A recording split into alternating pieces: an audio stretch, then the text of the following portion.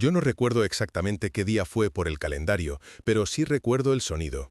Antes que la luz, antes que la cara de nadie, recuerdo aquel sollozo finito que se colaba por debajo de una puerta que no era la mía. Era mediodía, un viernes cualquiera, de esos que en el barrio huelen a guiso y a lejía. Bajaban las persianas metálicas de las tiendas, se oía un partido de fútbol en algún bar de la esquina y yo subía despacio la cuesta hacia el bloque de mi hija con una bolsita de papel en la mano. Dentro, unos rotuladores de colores y una libreta con la portada de un dragón que le había visto a un chaval en el kiosco. Pensé en mi nieto en cuanto la vi. A Hugo le va a encantar esto, me dije. El portal de su edificio siempre tenía ese eco vacío de comunidades viejas, buzones abollados, trasteros cerrados a cal y canto y un ascensor que tardaba tanto que uno tenía tiempo de arrepentirse de la visita. Yo, como siempre, subí por las escaleras. A mi edad, o se anda o se oxida uno. Mientras subía, escuché aquel sonido por primera vez. No supe si era la tele de algún vecino, un bebé, un gato, un lamento ahogado. No le di importancia hasta que salí al rellano del tercer piso y lo volví a oír, más claro, más cercano, más humano. Era un llanto contenido, como si alguien hubiera puesto una mano encima de la boca del niño para que no se oyera. Esos pequeños gemidos entrecortados que no son berrinche, sino desgaste. Me quedé inmóvil frente a la puerta del 3B, la de mi hija Laura. El llanto venía de dentro, eso ya no había duda. Noté cómo se me encogía algo en el pecho, esa cuerda vieja que uno lleva dentro desde que fue padre por primera vez. Con los años no se rompe, solo se tensa con menos aviso. Tragué saliva, recolocando la bolsita en la mano como si eso pudiera darme firmeza, y llamé al timbre. Ni siquiera terminó de sonar la segunda vez. La puerta se abrió de golpe y apareció él, Javier. Ese tipo de hombre que confunde su sombro con poder. Alto, moreno, barba descuidada que quiere parecer moderna, chándal caro, la cara algo hinchada de demasiadas cervezas nocturnas y demasiadas broncas. Me miró primero con sorpresa, luego con fastidio y al final con ese desprecio que se me quedó grabado. «¿Y ahora qué haces tú aquí?», escupió, sin saludar siquiera. Yo respiré hondo. Llevábamos ya años con esa guerra fría. Él marcando territorio, yo intentando no incendiar la casa de mi hija con mi orgullo. «Es viernes, Javier», dije despacio, con mi calma de viejo. «Vengo a recoger a Hugo, hemos quedado, como siempre». Puso los ojos en blanco apoyando el brazo en el marco de la puerta como si quisiera taparla entera. «Pues hoy no toca, hemos cambiado los planes, Laura ya te lo habrá dicho». «No», respondí, «no me ha dicho nada». En ese momento volvió a sonar el llanto, más cerca, más agudo. El cuerpo entero de mi nieto estaba en ese sonido, aunque yo aún no lo viera. Javier chasqueó la lengua, molesto. «Está cansado», gruñó, «y tú apareces cuando te da la gana, no puedes venir así sin avisar».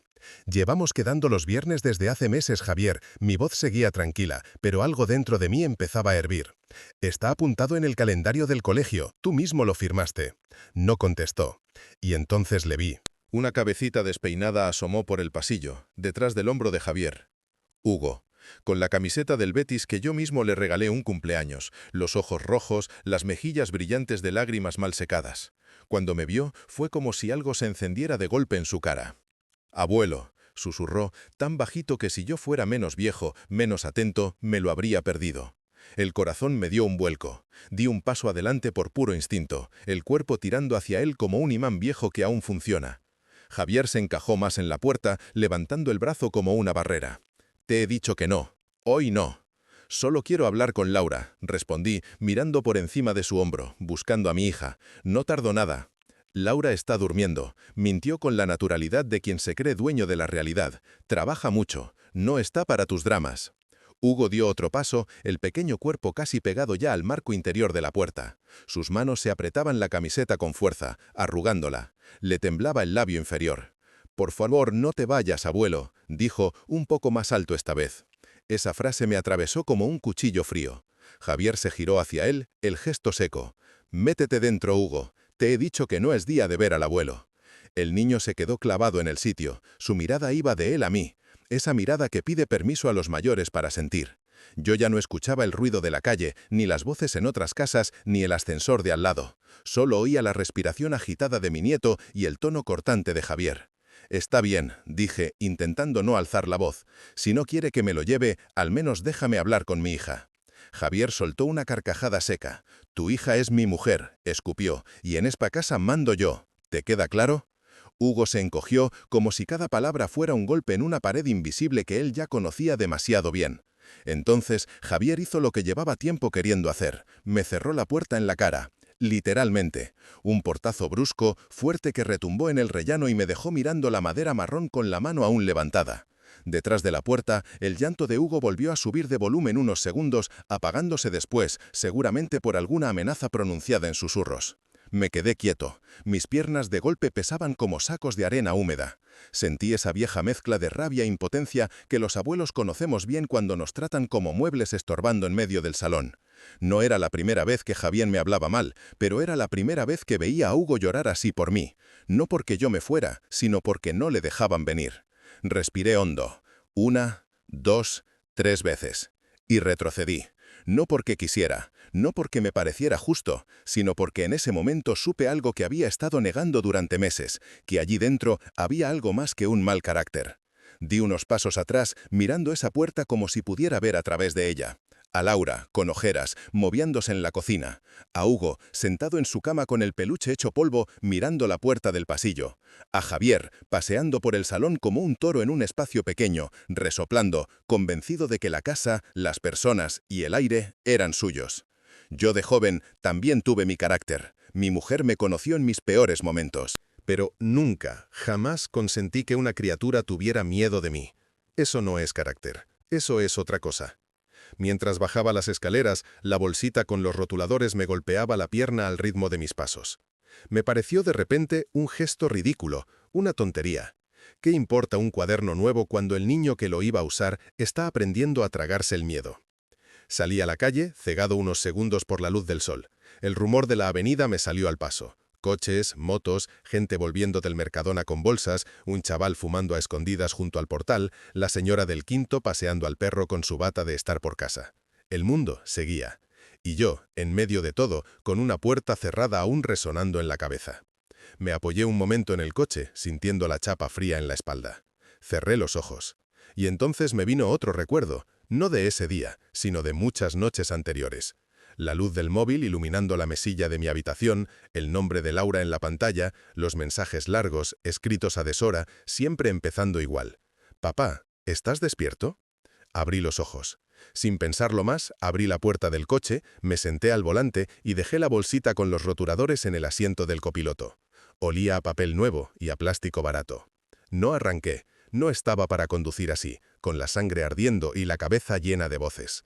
Me quedé allí sentado, mirando el volante, mientras la frase de Hugo me daba vueltas por dentro como una moneda que no decide de qué lado caer.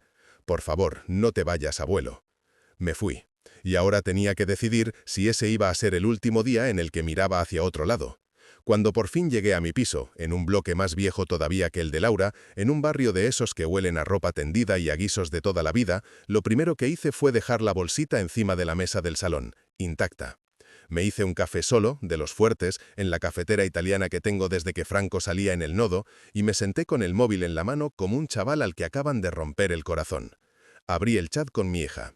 Ahí estaba toda la historia, comprimida en textos que quizá para otros serían pequeñas quejas sin importancia. Para mí, de repente, eran un mapa claro que me mostraba un camino que yo no había querido ver antes. Deslicé el dedo hacia arriba. Leí. «Papá, ¿puedo dejar a Hugo contigo esta tarde? Javier está de un humor. Ha montado un numerito por un vaso roto. Dice que soy una blanda, que al niño le viene bien que le hablen fuerte. Por favor, no le digas nada cuando vengas, que luego me lo echa en cara». Cambió de trabajo, entonces los mensajes hablaban de turnos, de estrés, de que él estaba muy nervioso por todo. Cada excusa, cada explicación, eran capas que ella ponía encima de algo más oscuro. Otra vez deslizar hacia arriba. Otra noche. El reloj del móvil marcaba las 2:17 de la madrugada. «¿Estás despierto, papá?» Yo le contesté en su momento. «Sí, hija, ¿qué pasa?» Su respuesta había sido un torbellino de palabras. Ha gritado a Hugo por tirar agua al suelo, le ha pegado un grito tan grande que el niño se ha quedado paralizado. Luego me ha dicho que exagero, que es educación. Yo qué sé, papá, igual soy yo que estoy muy sensible. Recordar eso me hizo apretar los dientes. No, no era sensibilidad. Era instinto, el mismo que me apretaba ahora por dentro. Seguí leyendo. A veces había días enteros sin mensajes, luego de pronto una ráfaga nocturna. Ha tirado la mochila de Hugo al suelo, delante de él, porque decía que estaba mal colgada en el recibidor. Dice que el niño me manipula con la carita de pena. Por favor, no vengas mañana, está de malas y no quiero líos. Y luego, un mensaje que en su momento pasé por alto, quizá por cansancio, quizá por miedo a interferir demasiado. Cuando estamos en tu casa, Hugo duerme mejor. No se despierta con cualquier ruido. Aquí últimamente se despierta con nada. En ese momento, semanas atrás, le contesté algo blando, de padre que quiere consolar pero no alarmar. Aquí siempre tienes su espacio, hija, ya lo sabes, ven cuando quieras. No insistí, no pregunté más, no quise encender un fuego que creía que ella no quería apagar. Qué equivocado estaba. Seguí subiendo en el chat como quien rebobina una película sabiendo que la escena clave está cerca y se la saltó sin darse cuenta. Había más. Si algún día le ves raro, no le digas nada delante de Javier, se pone como una fiera si ve que comento algo con alguien. Dice que no le respeto como hombre cuando pido ayuda fuera. Prométeme que no vas a enfrentarte a él, papá, me da miedo que la tome contigo. Ahí estaba. Negro sobre blanco. Me da miedo. Yo en su día le respondí lo que siempre he respondido. Tranquila, hija, no quiero líos, solo quiero ayudar. Y ayudé, sí, pero a medias. Porque ayudar en silencio tiene un límite. Hay un punto en el que la prudencia se vuelve complicidad involuntaria. Aquella tarde, con los textos delante y la imagen de Hugo llorando pegado al marco de la puerta aún fresca, sentí que ese punto lo había cruzado. No podía cambiar lo que no hice antes, pero sí podía decidir qué iba a hacer ahora. Tomé aire, abrí una conversación nueva en el móvil y escribí el nombre que hacía años que no marcaba: Andrés Moreno, abogado de familia, compañero de Mili, hombre serio, seco, pero con una cabeza fría como un invierno en Soria. Necesito hablar contigo de algo grave, Andrés. Es sobre mi hija y mi nieto. No lo envié aún.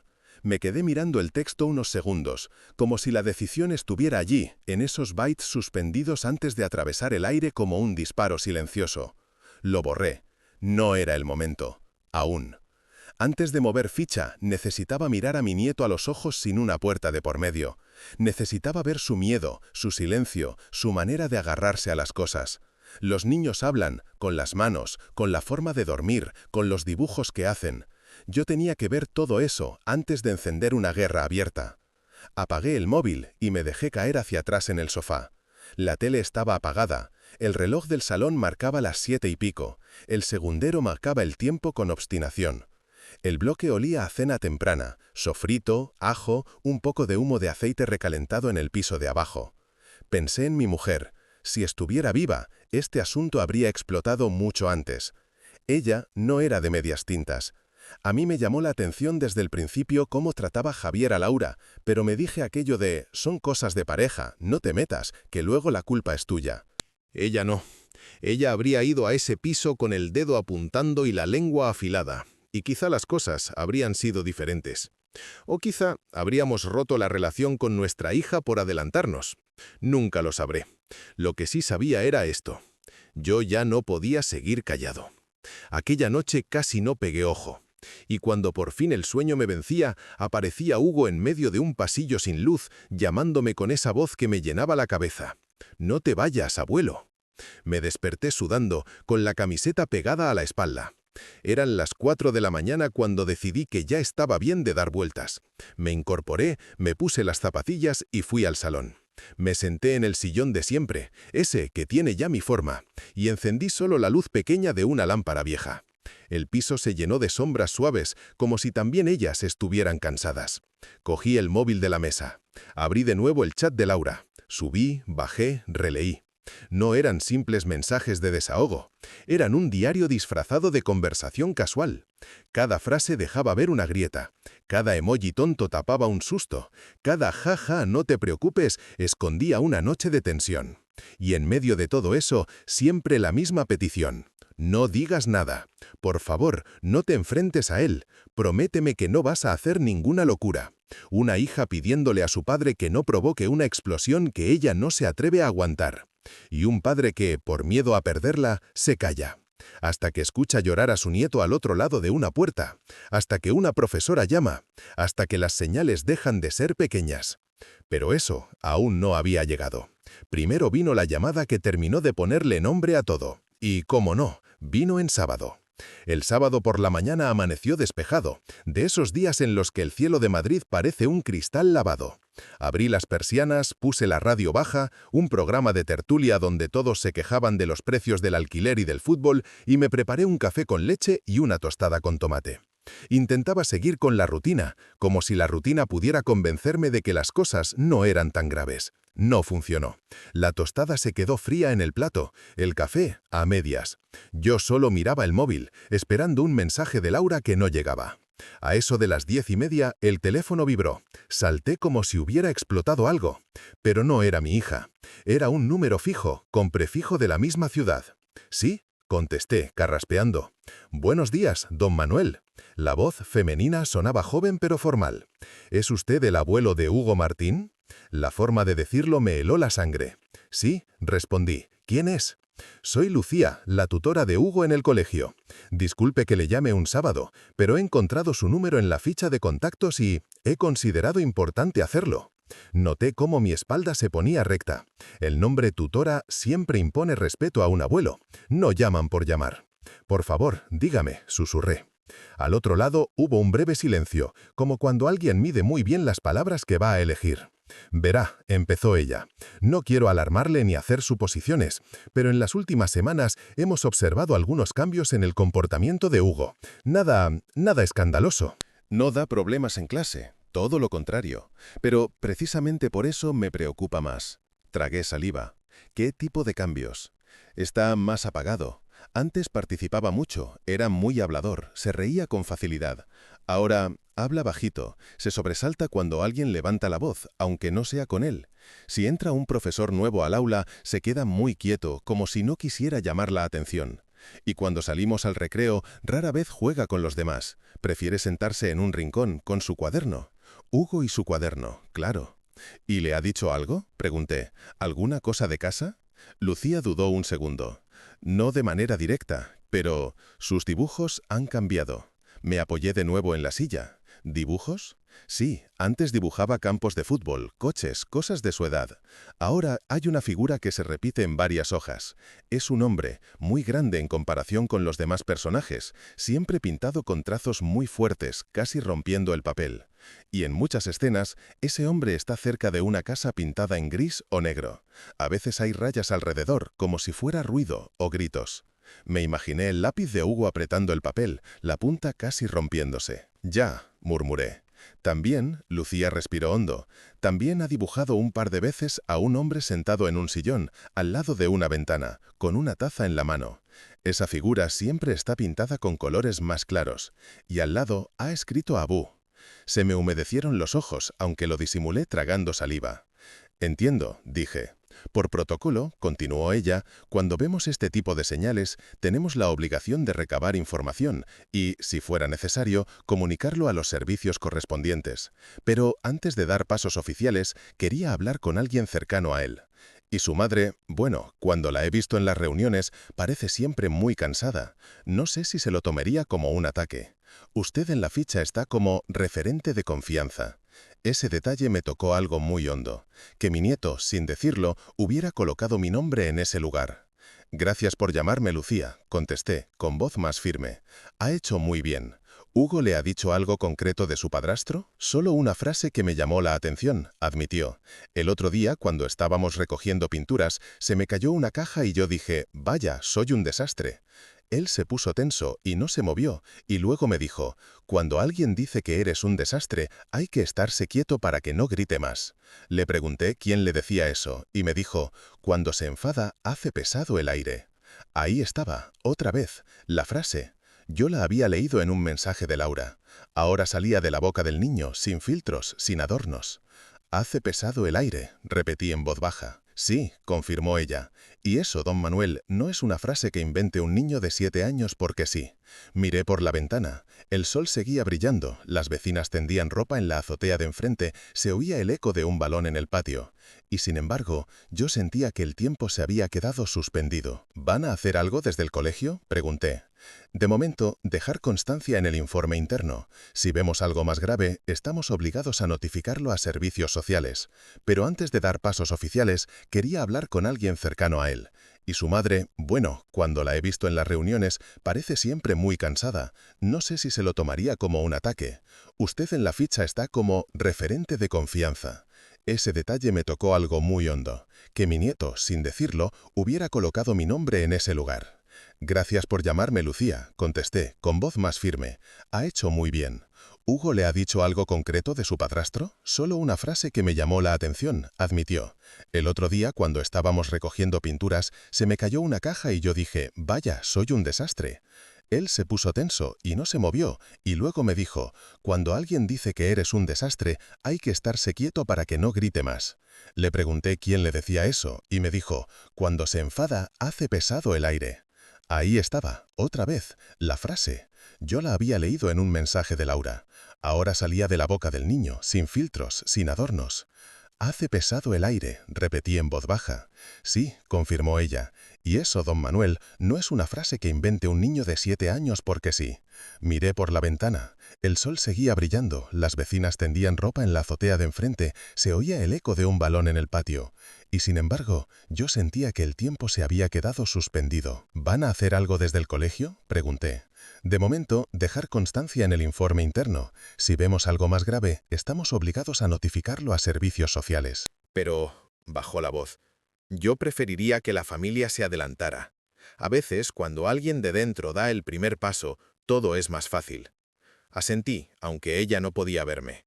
Lo entiendo, respondí. Gracias de verdad por llamarme Lucía. No se imagina cuánto se lo agradezco. Solo quiero que Hugo esté bien, dijo ella. Es un niño muy bueno, muy noble. Se nota que ha recibido cariño.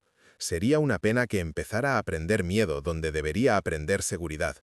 Cuando colgué, me quedé con el móvil apoyado en la oreja unos segundos más, escuchando un silencio que ya no era el de mi piso, sino el de la decisión.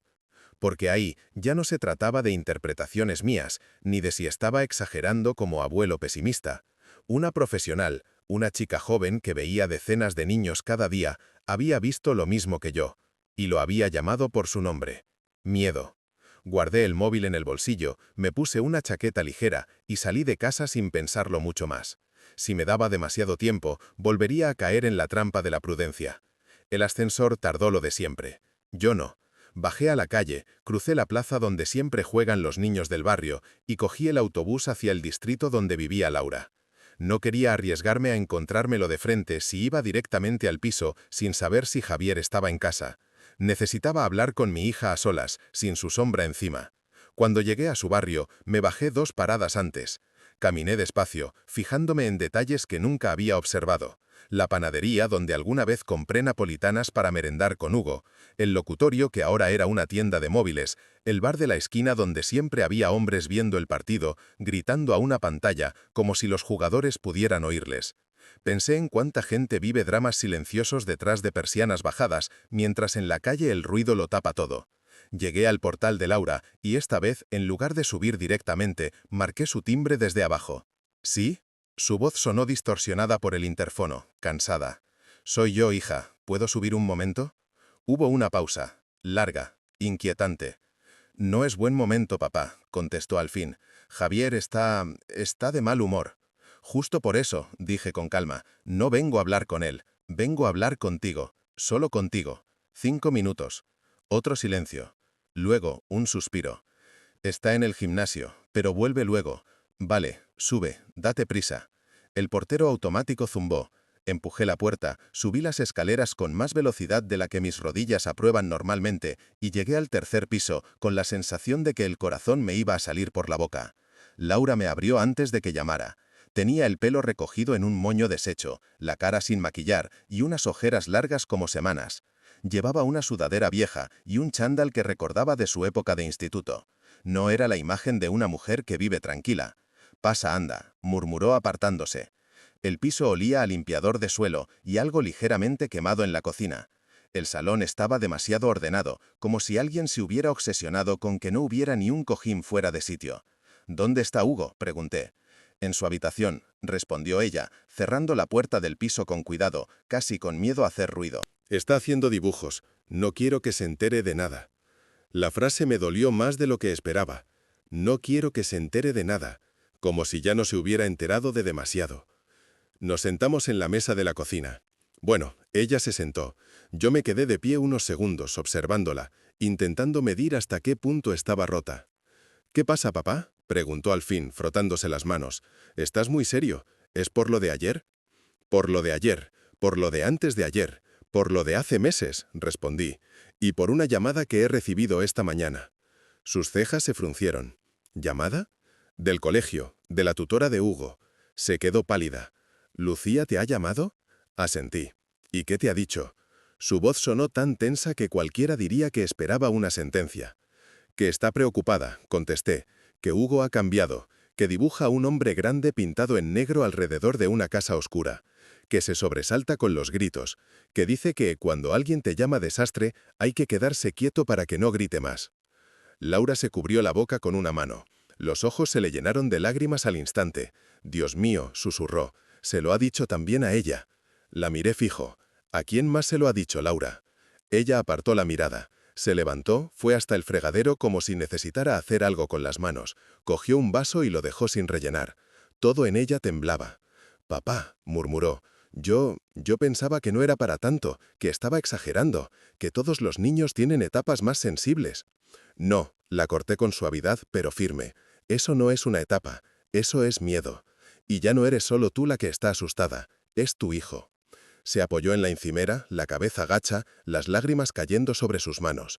«No quiero que mi hijo tenga miedo en su propia casa», dijo casi sin voz. «Entonces tienes que dejar de llamarlo su casa», respondí. Alzó la mirada sorprendida. «¿Qué insinúas?» «Que esto no es una cárcel, Laura, que puedes salir, que puedes llevártelo, que no estás sola». Soltó una risa amarga. «¿Y dónde se supone que voy a ir, papá? Tengo el trabajo a mitad de jornada, la hipoteca a su nombre, la cuenta conjunta y un hombre que me repite todos los días que sin él no podría ni pagar la luz. ¿Crees que no he pensado en irme? Claro que lo he pensado, 1000 veces. Pero luego veo las facturas, veo a Hugo durmiendo, me veo a mí misma en el espejo con estas pintas y pienso, aguanta un poco más, a ver si cambia, a ver si mejora». Me acerqué despacio y me puse frente a ella. «¿Ha mejorado?» Sus ojos se llenaron de una tristeza tan densa que casi se podía tocar. «No», susurró, «cada vez está peor. Tiene menos paciencia, grita por cualquier cosa, le molesta el ruido, le molesta el silencio, le molesta cómo coloco los platos. Si Hugo se derrama el colacao parece el fin del mundo. Y luego viene la culpa, claro. Es que tú le consientes, es que contigo se hace el víctima. Y así todos los días». Se pasó las manos por la cara borrándose las lágrimas con los nudillos. «Pero no me pega», añadió rápido, como si eso fuera una especie de consuelo. «Nunca me ha puesto la mano encima». «No hace falta tocarte para hacerte daño, Laura». Se quedó callada. En el pasillo sonó el roce de unas zapatillas infantiles. Hugo pasó delante de la cocina con un folio en la mano, mirándonos de reojo. Llevaba el peluche del oso bajo el brazo. Cuando me vio, sus ojos se iluminaron, pero enseguida miró hacia el pasillo, temiendo que alguien apareciera detrás de mí. «Tengo que irme, campeón», le dije, forzando una sonrisa, «pero nos vemos muy pronto, ¿vale?» «¿El viernes?», preguntó, con esa esperanza infantil que me hizo daño. «Antes», me salió sin pensar. Él asintió, sin entender, pero reanudó su dibujo con menos energía. Salí del piso poco después. Al pasar por el rellano, me crucé con Javier. Venía subiendo las escaleras con el móvil en la mano, auriculares colgados del cuello, olor a sudor fresco y desodorante barato. Me miró de arriba a abajo. «¿Otra vez por aquí?», soltó, sin frenar. «He venido a ver a mi hija», respondí. «Pues ya la has visto», replicó. «Ahora vete».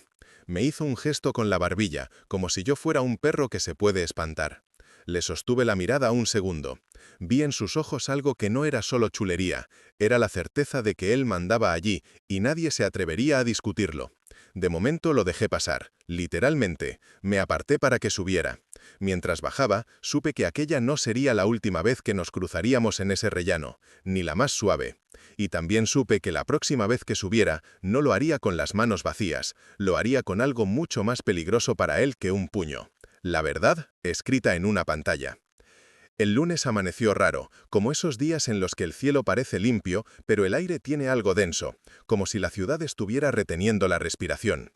Dormí a trompicones, dando vueltas en la cama como un churrasco en la sartén, y al final me rendí cuando todavía no eran ni las 7.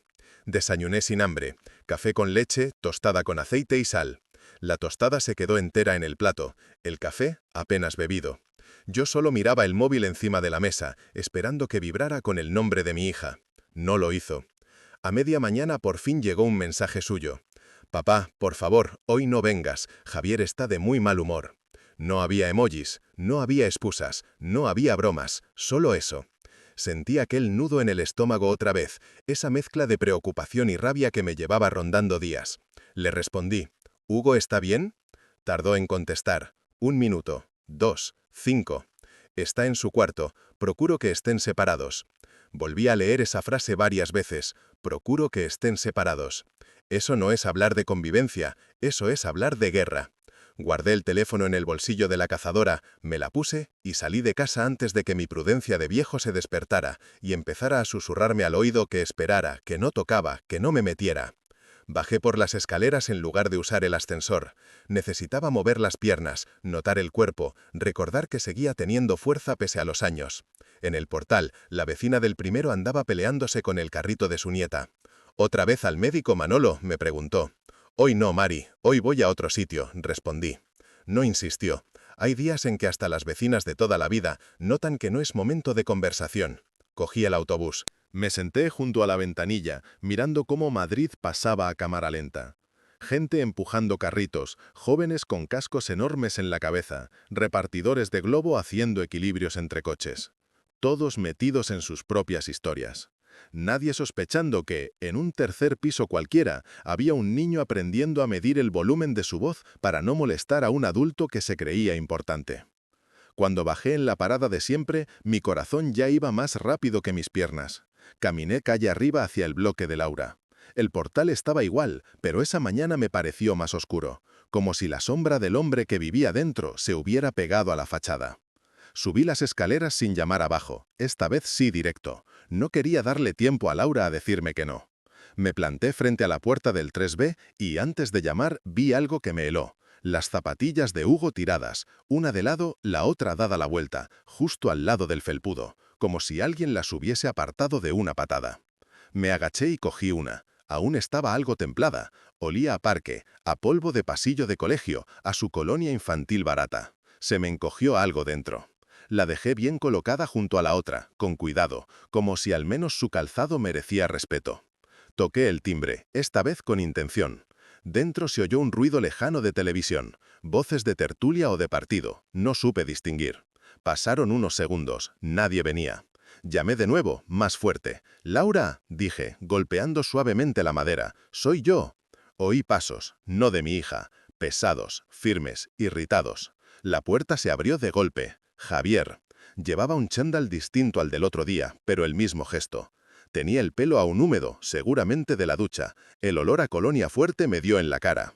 «¿Pero tú no te cansas?», soltó nada más verme. Yo respiré hondo. «Necesito hablar con mi hija», dije.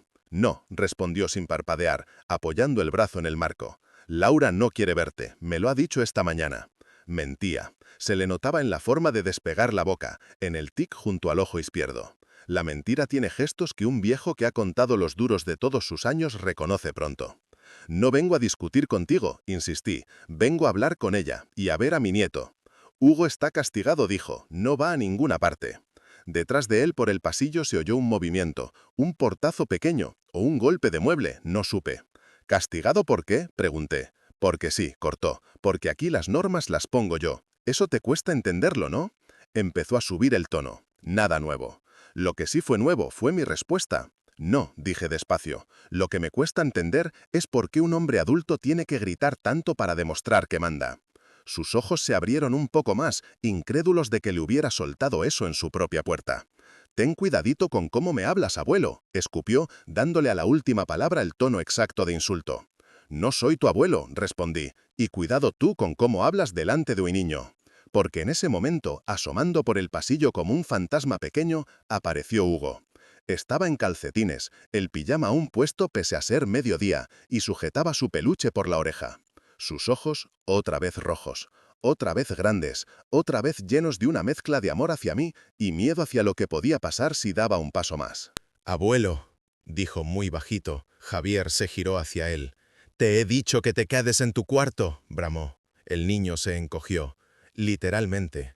Vi cómo se le pegaban los hombros a las orejas, cómo apretaba la mandíbula para no llorar. Se abrazó el propio torso, como si eso pudiera protegerle de las palabras.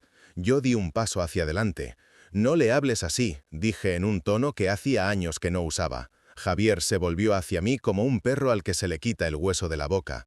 «Te lo voy a explicar otra vez», dijo, marcando cada palabra. «En esta casa mando yo.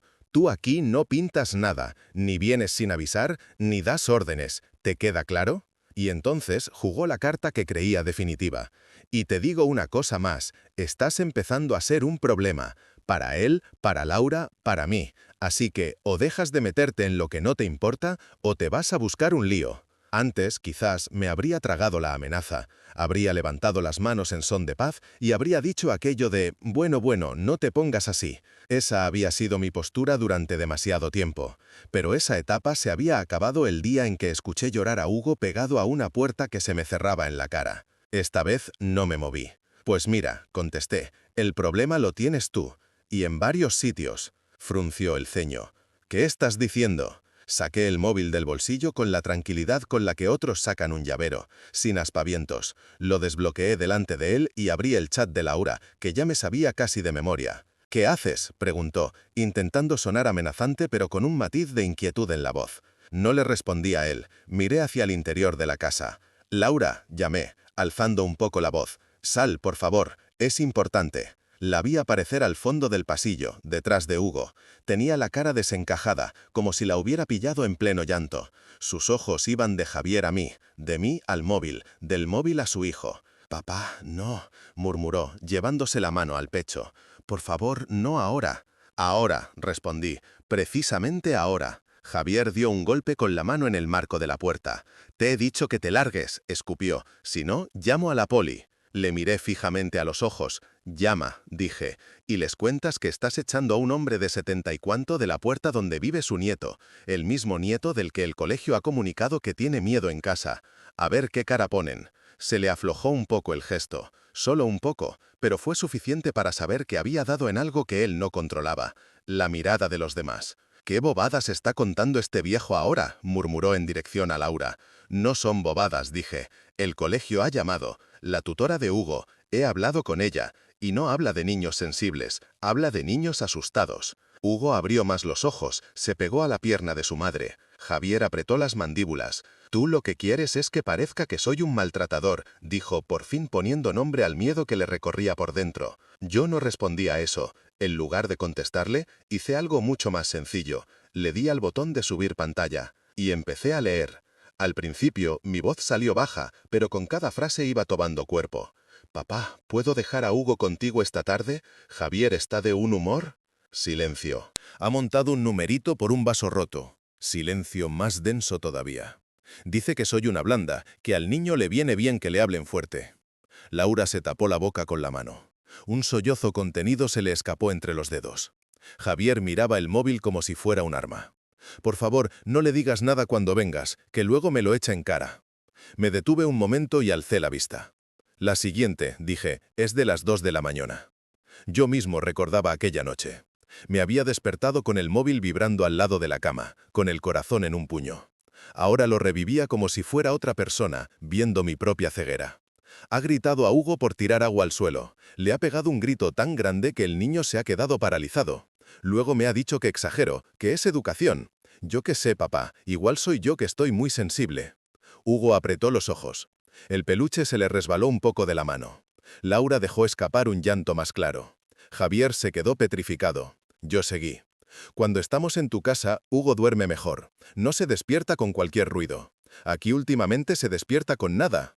Si algún día le ves raro, no le digas nada delante de Javier. Se pone como una fiera si ve que comento algo con alguien. Dice que no le respeto como hombre cuando pido ayuda fuera. Prométeme que no vas a enfrentarte a él, papá. Me da miedo que la tome contigo. La última frase la pronuncié despacio. Cada sílaba era una piedra lanzada al centro de una charca. Me da miedo. Laura se derrumbó. Literalmente. Se apoyó en la pared, deslizándose un poco hacia abajo, como si le hubieran cortado las piernas. Lloraba a moco tendido, sin disimulo ya. Hugo se soltó del peluche y corrió hacia mí. Se me abrazó a la cintura con una fuerza inesperada. «Abuelo», balbuceó, «no grites, por favor». Yo no estaba gritando, pero para él, cualquier voz que no fuera susurro ya era demasiado. Le acaricié el pelo con la mano libre, sin dejar de mirar a Javier. Él había pasado del rojo al pálido en cuestión de segundos. «Eso son cosas privadas», dijo al fin, con voz temblorosa. «Eran discusiones de pareja, no tienen nada que ver con el niño». Lo dijo como quien se agarra a una tabla a la deriva. Respiré hondo. «El niño estaba ahí», contesté, siempre, oyéndolo todo, viéndolo todo, sintiéndolo todo.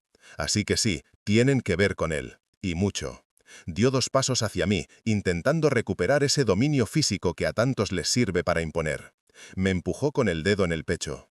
No fue un golpe fuerte, pero lo suficientemente claro como para que, si yo hubiera sido un poco más frágil, me tirara hacia atrás. Noté cómo la rabia vieja que uno acumula con los años me subía del estómago a la garganta. «Vuelve a tocarme otra vez», dije, con una calma que me sorprendió hasta a mí, «y en lugar de enseñarte mensajes, te enseño una denuncia». La palabra denuncia flotó en el aire como un insecto venenoso. Javier se detuvo. «¿A quién te crees que vas a denunciar, viejo?», murmuró, aunque ya sin la fuerza de antes.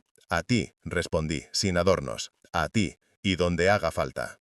Laura me miró con los ojos muy abiertos, entre el miedo y una chispa de algo que podría ser esperanza. «Papá», susurró. «Te dije que no te metieras», gruñó Javier, señalándome. «Y yo te dije», contesté, «que el día que mi nieto llorara así por tu culpa iba a dejar de hacerte caso». Se hizo un silencio más largo que todos los anteriores juntos. Ni la tele se oía ya. No sé en qué momento alguien la había apagado. Entonces miré a mi hija. «Nos vamos», dije. «Tú, el niño y yo. Cogéis 4 cosas y os venís a mi casa». Laura se quedó helada. «¿Ahora?», preguntó. «¿Así, de repente?» «Así de repente no», respondí. «Esto llevaba tiempo gestándose. Hoy solo es el día en que por fin se acaba». Javier soltó una carcajada sin humor. «Te vas a ir a casa de tu padre a vivir como si tuvieras 15 años, Laura. No tienes vergüenza». «Y tú», señaló al niño, «no te vas a ningún sitio. Este es tu hogar». Hugo se pegó más a mi pierna. «Yo no quiero estar aquí», murmuró, casi inaudible. Pero lo oímos los 3, y ese susurro valía más que cualquier discurso. Laura se llevó las manos a la cara, las bajó despacio, miró a su hijo, luego a mí, finalmente posó la mirada en Javier. «Estoy agotada», dijo con voz ronca. «No puedo más, Javi. No quiero que Hugo crezca así. No quiero vivir con miedo a cómo vas a reaccionar por cualquier tontería. Me voy a casa de mi padre, sí, el tiempo que haga falta». Por un momento Javier pareció no entenderlo, como si el idioma se hubiera cambiado de golpe. Luego, la realidad entró entera. «Te vas a arrepentir», rugió. «Te digo yo que te vas a arrepentir. Te voy a quitar al niño, no vas a verle el pelo». Yo ya había previsto esa jugada. «Puedes intentarlo», respondí sin levantar la voz. Se giró hacia mí, furioso. «¿Y tú qué sabes de juzgados, abuelo? ¿Te crees de por tener 4 mensajes guardados vas a conseguir algo? Te ponen delante de un juez y se ríen tu cara». Sonreí, muy flojo. «Ya habrá tiempo de ver quién se ríe», dije. «Porque los mensajes no son solo mensajes. Hay una tutora que ha llamado, hay dibujos, hay informes, y hay un abogado que lleva desde esta mañana leyendo todo eso». Ahí sí se quedó blanco del todo. «¿Qué abogado?», preguntó, casi en un susurro. «Andrés Moreno», dije, «abogado de familia y viejo amigo mío. Ya tiene una copia de todo». Sentí cómo, detrás de mí, Laura respiraba más hondo, como si esas palabras fueran oxígeno. «¿Le has enviado?», empezó. «Todo», confirmé. «No solo lo que me has escrito a mí, también el relato de la profesora, fechas, horas, lo que recuerdo de cada bronca que he visto con estos ojos». Javier se desplomó en el sofá, con la cabeza entre las manos. «Estáis exagerando», murmuró. «Estos son discusiones normales, todo el mundo discute, no he hecho nada tan grave». «Entonces no tendrás problema en explicárselo a un juez», contesté. «Pero mientras tanto, mi nieto se viene conmigo». No esperé su respuesta. Miré a Laura. «Ve al cuarto. Coge ropa para ti y para Hugo. Documentación, lo básico. Lo demás se verá después». Ella dudó solo un segundo. El suficiente para mirar a su hijo y ver en su cara algo que ya no podía negar. Alivio. Entonces asintió. «Vale», dijo. «Voy». Se agachó, le dio un beso en la frente a Hugo y le susurró. «Prepara tu peluche, cariño. Vamos a casa del Abu». Él la miró, sin entender del todo, pero con una luz nueva en los ojos. «¿Para siempre?», preguntó. «De momento, unos días», contestó ella intentando no temblar. «Luego ya veremos». Yo pensé, Ojalá para siempre. Ojalá nunca más tenga que medir su respiración por miedo al volumen de otro. Laura desapareció por el pasillo. Se oyeron cajones abrirse, una maleta arrastrándose, el armario chirriando. Javier levantó la cabeza. «Os vais a enterar», dijo. «Os lo juro, voy a pelear por el niño, voy a hacer lo que haga falta. Vais a acabar siendo los malos de la película». «No es una película», respondí cansado. «Es la vida de un crío, y esa pesa más que tu orgullo». Hugo me miró, apretando el peluche. «¿Está enfadado?», susurró. «Está confundido», le dije. Y cuando una persona está confundida y enfadada al mismo tiempo, dice cosas feas. Pero tú no eres responsable de eso.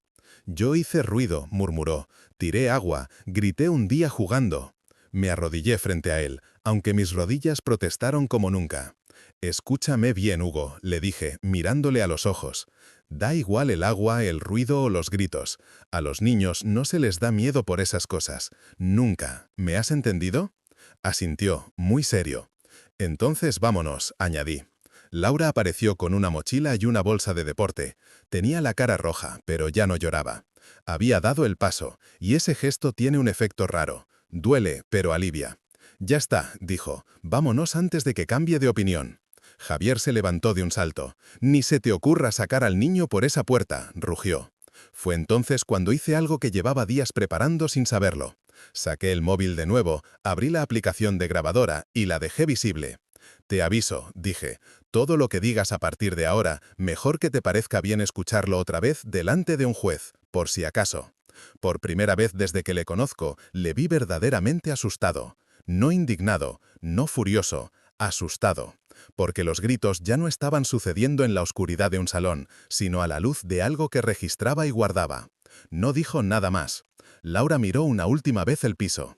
Supongo que los ojos se le llenaron con todas las mañanas buenas que sí vivieron allí. Las primeras cenas en familia, los muebles elegidos con ilusión, los juguetes tirados por el suelo cuando todo parecía normal.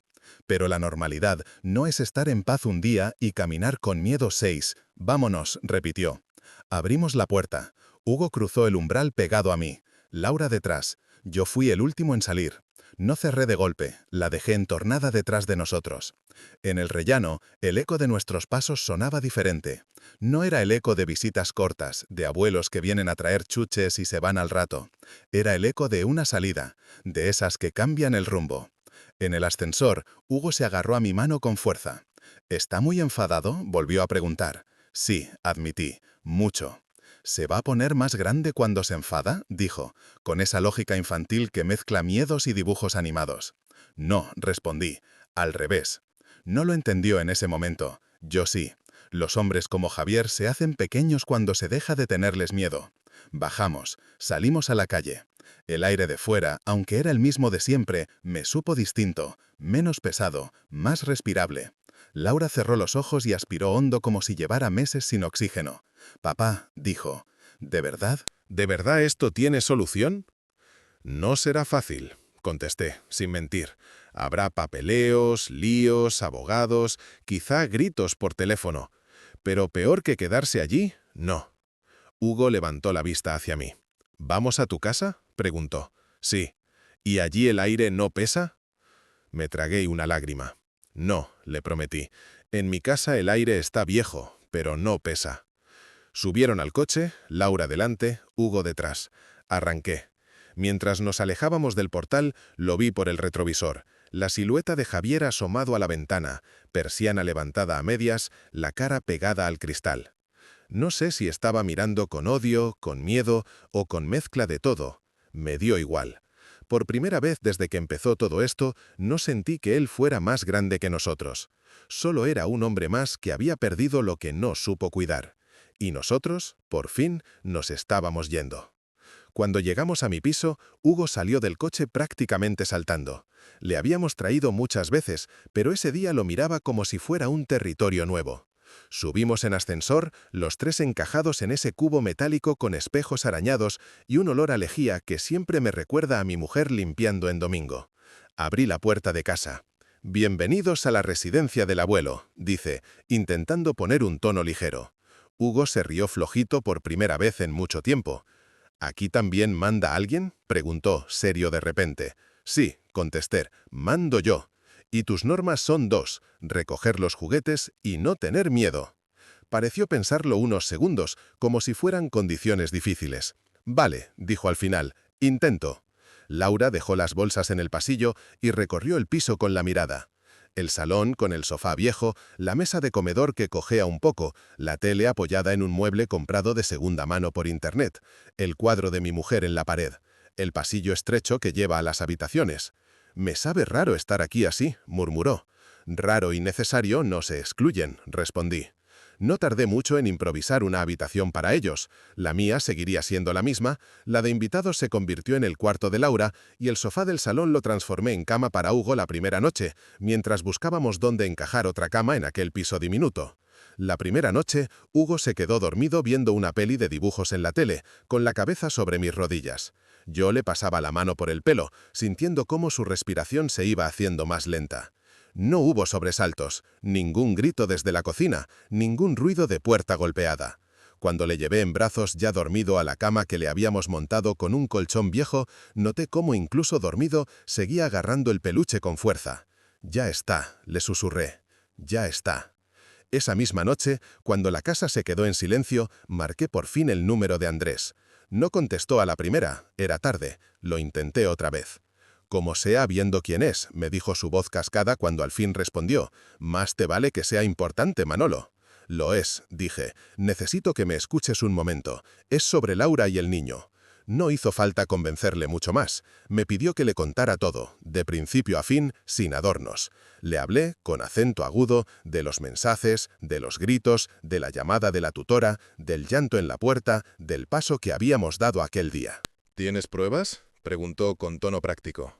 Tengo los mensajes, puedo pedir a la profe que haga un informe, y estoy seguro de que los vecinos han oído más de una bronca.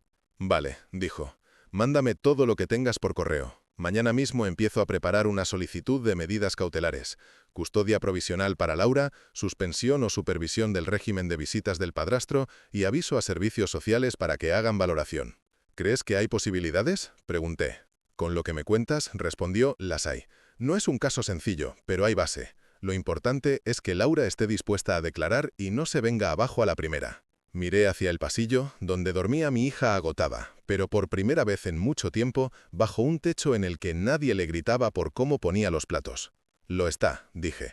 Tiene miedo, pero está harta. El hijo, dijo él, es clave. Si él expresa miedo de manera coherente, la cosa cambia. Ya lo ha hecho, contesté, recordando las palabras de Hugo, y lo seguirá haciendo.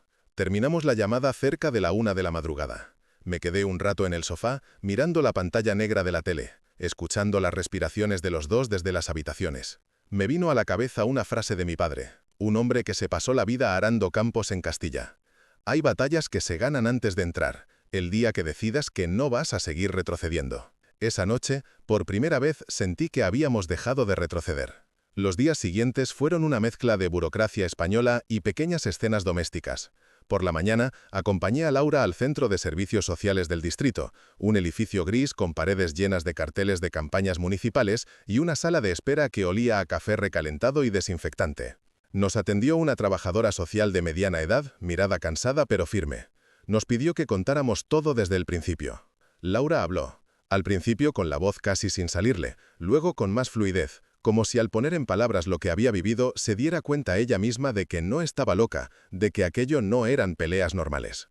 Yo rellené huecos, fechas, detalles que ella había olvidado o minimizado. La mujer tomaba notas, mucho. Entiendo, decía de vez en cuando. Esto que comentas, Laura, es un patrón muy típico, no te estás inventando nada. Hugo también tuvo su rato con ella, en otra sala con lápices de colores y muñequitos encima de una mesa baja. Yo me quedé en la puerta con la oreja aguzada. Oí trozos sueltos. Cuando grita, siento como si el aire se pusiera duro. Me duele la tripa cuando oigo la llave en la puerta. En casa del abuelo no se enfada nadie. No todos los golpes dejan moratones. Al salir, la trabajadora social nos explicó los pasos. Vamos a redactar un informe de riesgo emocional para el menor, dijo. Lo enviaremos al juzgado de familia y a la Fiscalía de Menores. También contactaremos con el colegio para un informe complementario. Mientras tanto, es importante que el niño no regrese a ese entorno si se puede evitar. En casa de mi padre estaremos bien, dijo Laura, marcando el «mi padre» con un orgullo nuevo. La mujer me miró. Va a necesitar apoyo, dijo. Usted también. No es fácil sostener a dos personas en este proceso. Sonreí un poco. Llevo toda la vida sosteniendo cosas, contesté. Terrones, sacos, cuentas, dolores. Aguantar un poco más no me viene de nuevas. Ella sonrió a su vez, pero con un matiz de respeto. Pues sosténgalos ahora, dijo. Lo van a necesitar. Mientras los informes iban y venían por entre las manos de funcionarios con cara de lunes permanente, nuestra vida en el piso se fue ordenando, como una casa que se recoloca después de una mudanza precipitada. Hugo empezó a ir al colegio desde mi casa. Nos levantábamos pronto, desayunábamos los tres en la misma mesa, él con su vaso de cacao y sus cereales, Laura con un café fuerte, yo con mi tostada eterna. Bajábamos juntos. Yo le llevaba de la mano hasta el portal del colegio, un edificio de ladrillo visto con patio de hormigón y un mural de colores a medio borrar. La primera vez que le llevé desde mi dirección, Lucía, la tutora, nos vio desde la verja y vino hacia nosotros. «Hola, Hugo», dijo, agachándose hasta su altura. «¿Qué tal estos días?»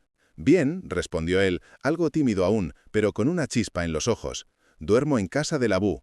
Ella me miró de reojo, como preguntando sin palabras si sabía lo que estaba haciendo. «Gracias por llamarme el sábado», le dije. «De verdad». «Gracias a usted por tomarlo en serio», respondió. «No siempre pasa». Me contó, sin entrar en detalles que no podía contar en medio del patio, que el equipo directivo ya estaba al tanto, que estaban preparando su propio informe, que habían anotado incidentes de conducta y dibujos. «Lo más importante», dijo, «es que el niño se sienta ahora en un entorno previsible, que sepa lo que va a pasar cada día. Eso les da una seguridad que parece mentira». «Haré lo que haga falta», respondí, y lo hice. Por las tardes, Hugo y yo jugábamos en el salón, a veces a las cartas, a veces a la oca, a veces simplemente él dibujaba mientras yo veía las noticias con el volumen bajo. De vez en cuando levantaba la vista de su folio y me enseñaba su obra. «Este eres tú», me dijo un día, señalando a un señor con barriga, gafas y una taza en la mano dibujado junto a una ventana. «Y este soy yo, en la otra silla».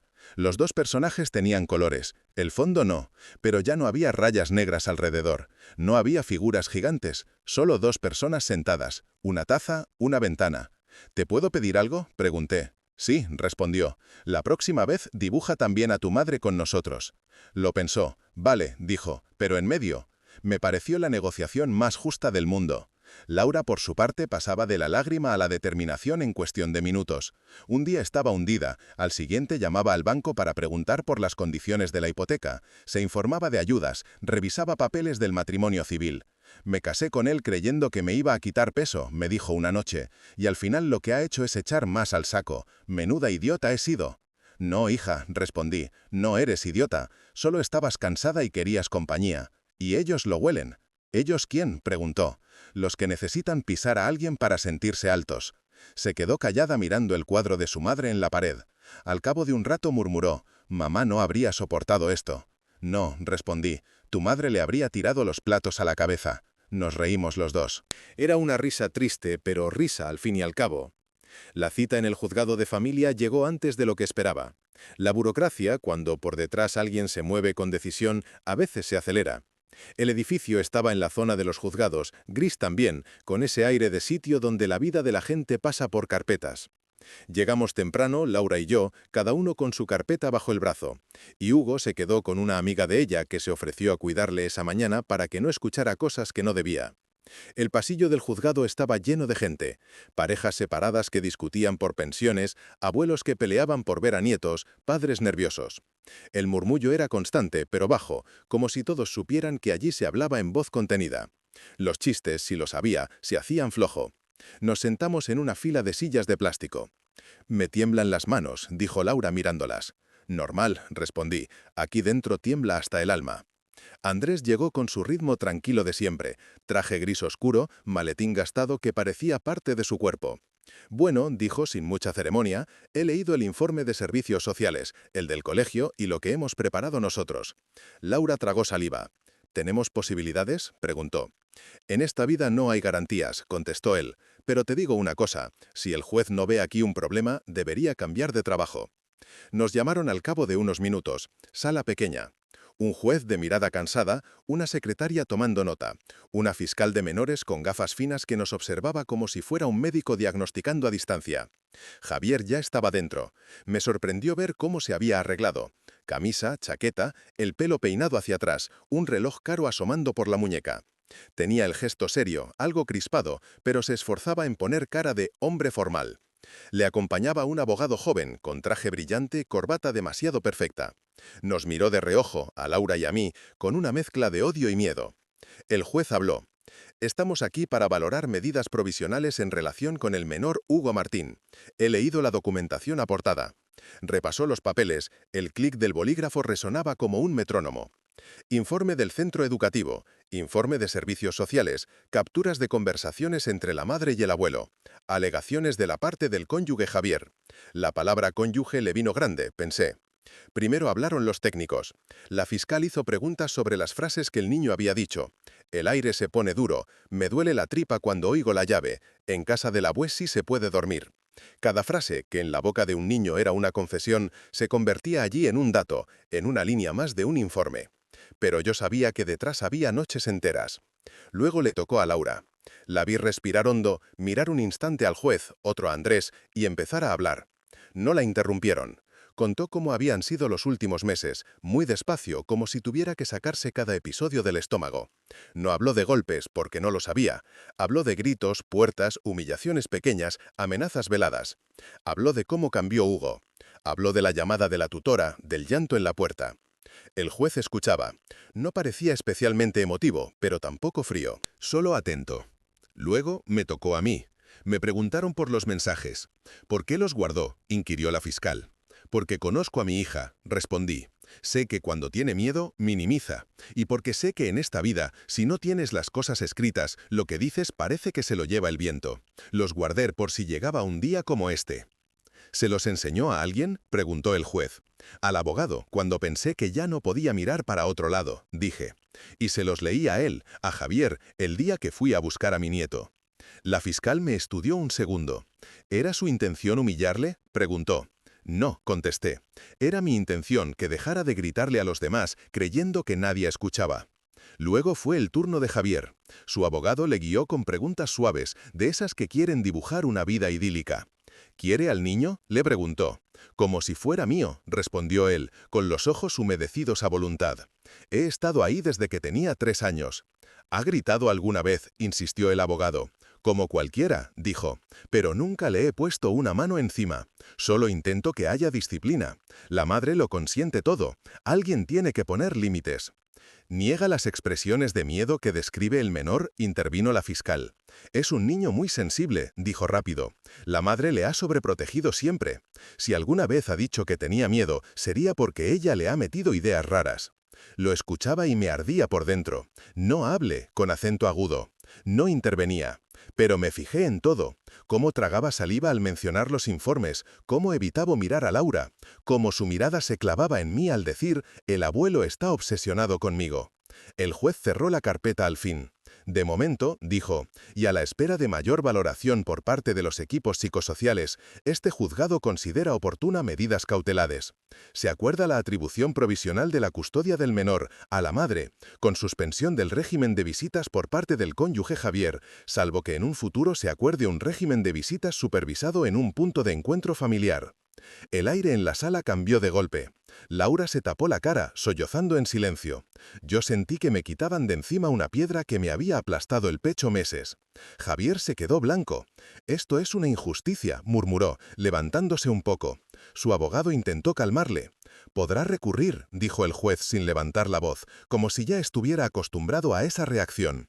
«Pero hasta entonces la prioridad de este juzgado es la seguridad emocional del menor». La palabra prioridad retumbó por dentro, porque eso era lo que nunca había sido Hugo en su propia casa. Prioridad. Salimos de allí sin ganas de hablar. Cruzamos el pasillo de nuevo, las mismas sillas de plástico, la misma máquina de café. Pero ya no éramos los mismos. En la puerta del edificio, Laura se apoyó en una columna. Lloraba, sí, pero no eran lágrimas de derrota. «Papá», dijo, le han creído a él». «Siempre le creerán más de lo que tú crees», respondí. «¿Y si luego un día dicen que ya está calmado, que puede volver?», preguntó. «Entonces ese día volveremos a venir», contesté, «las veces que haga falta». No prometí que todo sería perfecto a partir de entonces. No lo sería. Pero ese momento, Ahí, en la puerta del juzgado, con la decisión todavía caliente en un papel dentro de una carpeta, fue un punto de inflexión. Lo que antes era miedo puro empezaba a mezclar algo de futuro.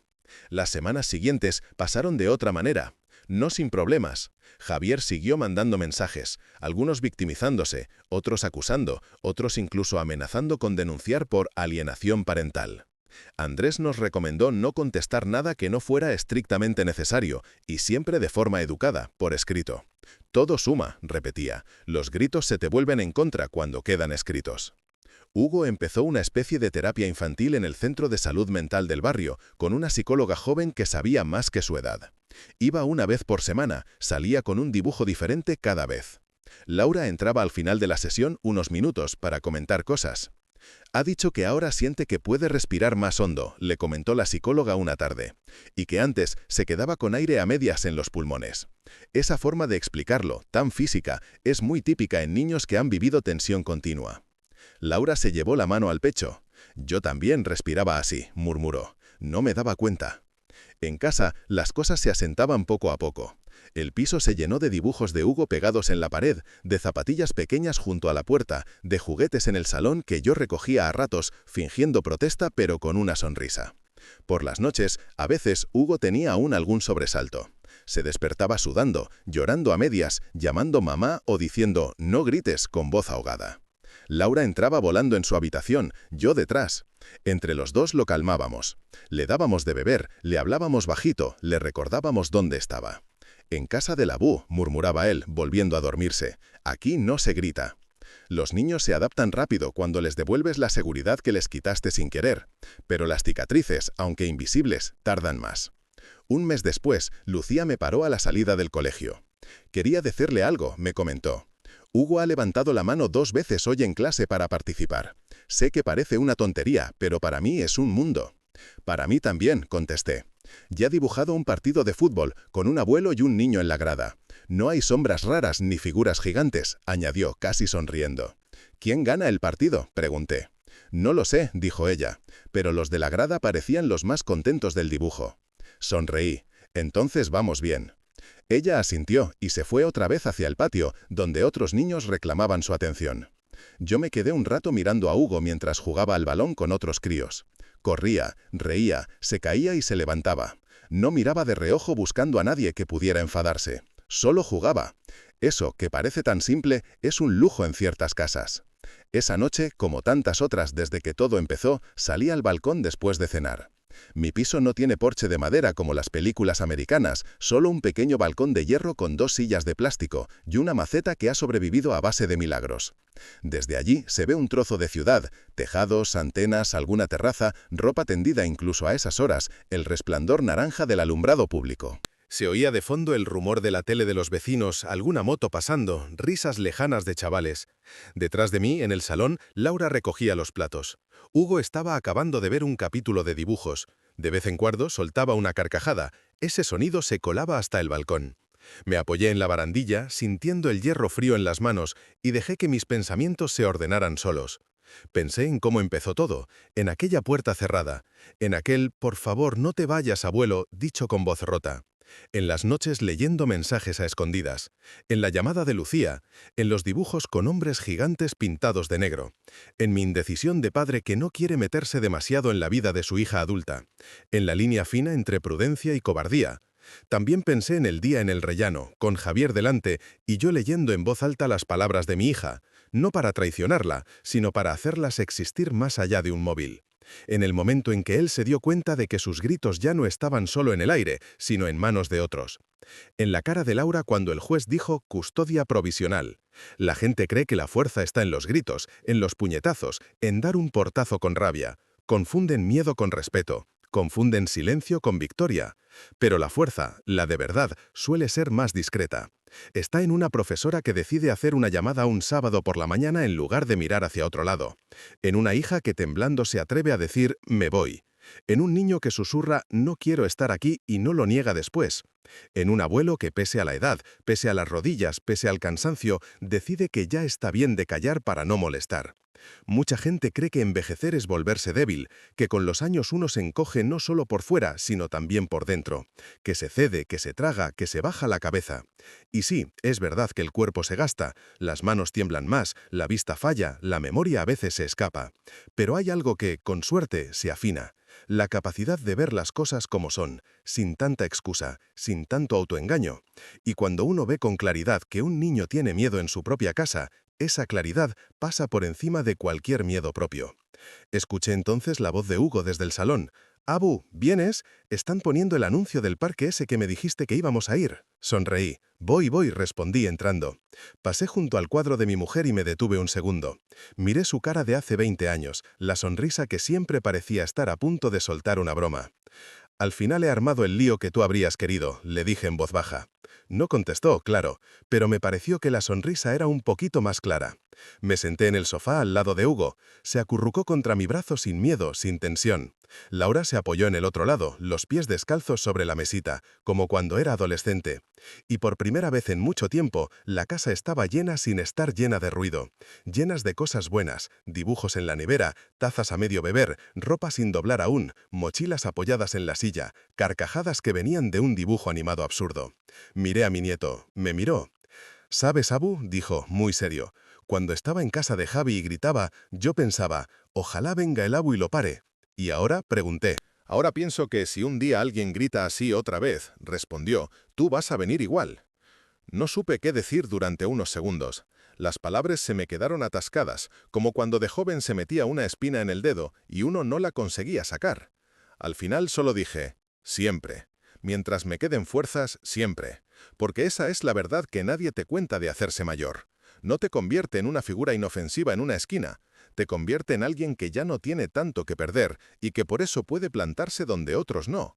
Gente dirá que soy un viejo intrometido, que tendría que haber dejado a mi hija apañarse sola, que las parejas se las arreglan entre ellas, que estas cosas pasan en todas las casas y que no hacía falta montar tanto follón. Que piensen lo que quieran. Yo sé que había un niño que lloraba pegado a una puerta cerrada, con el aire pesado como una losa, y que ahora ese mismo niño se duerme en un sofá pequeño, con el aire viejo de un piso de barrio, pero ligero. Y si para conseguir eso tuve que guardar mensajes, llamar a abogados, sentarme en juzgados y enfrentarme a un hombre que se creía el dueño del mundo porque subía la voz, mereció la pena, con creces. La vida, a mi edad, ya no va de quedar bien, ni de callarse para no molestar.